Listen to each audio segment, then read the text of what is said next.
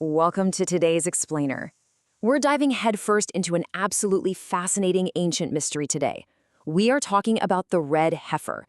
Now, on the surface, it might just sound like a rare farm animal. But this specific type of cow, it's literally the centerpiece of ancient Jewish prophecies found right there in the Old Testament and the Talmud. It's tied to the ultimate concept of absolute purity, and even the heavily anticipated building of the Third Temple. It's one of those wild topics where ancient history collides directly with modern events. So, you gotta wonder, what exactly is the secret of the red heifer? How could an entire theological timeline, we're talking the arrival of a Messiah, a savior from the lineage of King David, and the ultimate salvation of the Jewish people, how could all of that hinge on finding one single, perfect animal? Well, we're gonna unpack the incredible texts, the ancient rituals, and the really high-stakes modern search to find out. Okay, let's dive into this. Here's our roadmap for today. 1. The red heifer mystery. 2. Roots in ancient texts. 3. Purity versus impurity. 4. Complex cleansing rituals. And 5. The modern-day search. Section 1. The red heifer mystery, the search for the perfect symbol.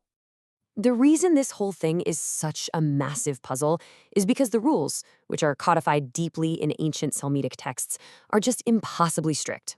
It's not just about finding a cow that happens to have a reddish coat. Oh no, it is far more exact than that. The heifer must have completely red hair. Not mostly red, entirely red. It must have never been pregnant and never given birth. It cannot be artificially bred, meaning it has to be born naturally. And finally, it absolutely has to be raised specifically in the land of Israel.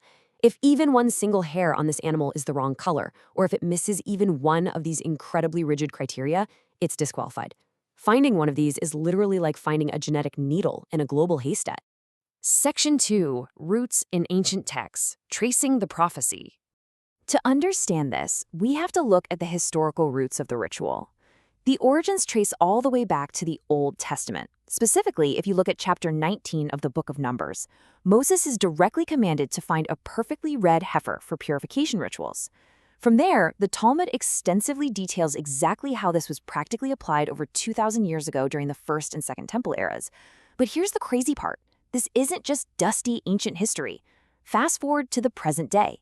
In 2018, the Temple Institute actually announced they had a candidate heifer born that they were rigorously testing. And by 2024, we're seeing reports of genetic engineering being used in the West Bank to try and fulfill this ancient text. It's an incredible timeline bridging the era of Moses directly to modern genetic science. Section 3.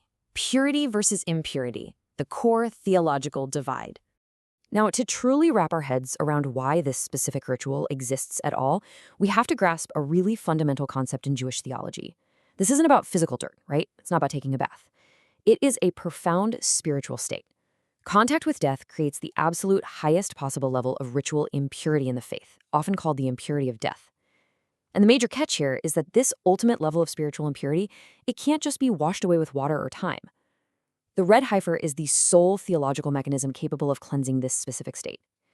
The ashes of this perfectly red cow, mixed with pure water, are strictly, undeniably required to remove it. And this theological divide matters immensely today. Being in a state of impurity strictly prevents a person from entering sacred spaces.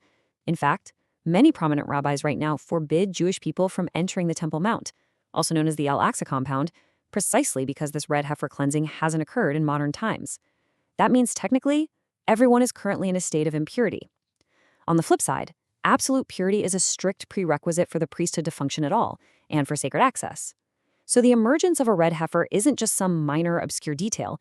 It's the actual theological key that unlocks the spiritual readiness required to rebuild the Third Temple and welcome the Messiah. Section 4. Complex cleansing rituals, the methodical preparation. The ancient ritual itself required an almost heist prep level of detail. Historically, this took place on the Mount of Olives, looking directly across at the temple. And you'll notice the number 7 is exceptionally significant in these texts. The cleansing process doesn't just happen overnight. It takes exactly 7 days. During the ritual, the priest sprinkles the blood of the heifer 7 times in the direction of the temple. Plus, the priest performing the ritual has to undergo a rigorous 7-day isolation period just to prepare. Interestingly, this massive task is actually performed not by the high priest, but the deputy high priest. This directly echoes the original Old Testament text where the task was given to Aaron's son rather than Aaron himself.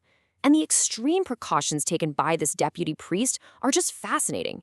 He spends those 7 days of isolation in a stone chamber inside the temple. Why stone, you ask? Because according to the theology, stone literally cannot contract ritual impurity. It's a natural loophole. So during this time, he eats and drinks using only stone vessels, and he absolutely cannot touch anyone or anything that might make him spiritually impure. Then, on the actual day of the ritual, which is performed in front of sages and the public, the steps are incredibly precise.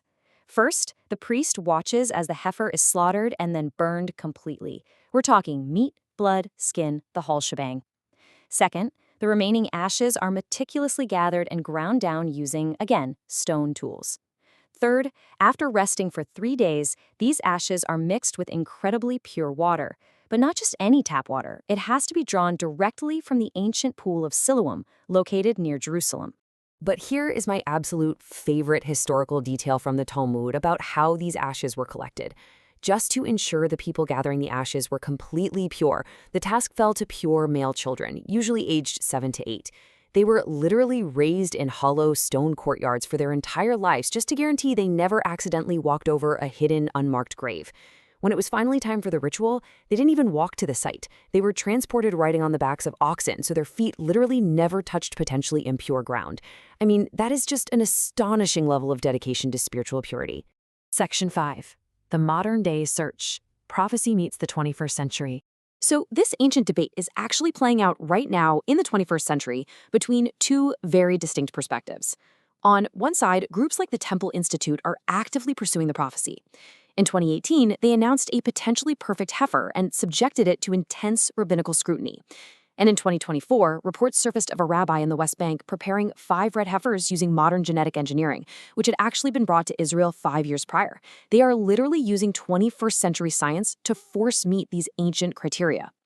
But on the other hand, you have strict Haredi religious authorities. Their perspective is one of absolute adherence to divine will. They strongly oppose this kind of human intervention, arguing that using genetic engineering is essentially trying to manipulate religion. They believe that a truly divine symbol of absolute purity simply cannot be manufactured in a lab by humans. Which leaves us with a final, really provocative thought to ponder today. As this search continues right now, will human intervention and modern science fulfill this ancient prophecy? Or does that very intervention compromise the ultimate symbol of purity the texts demand? It's this fascinating tension between modern technology and ancient faith, and it's a mystery that is continuing to unfold right before our very eyes. Thanks so much for joining me for this explainer. Keep asking questions, and I'll see you next time.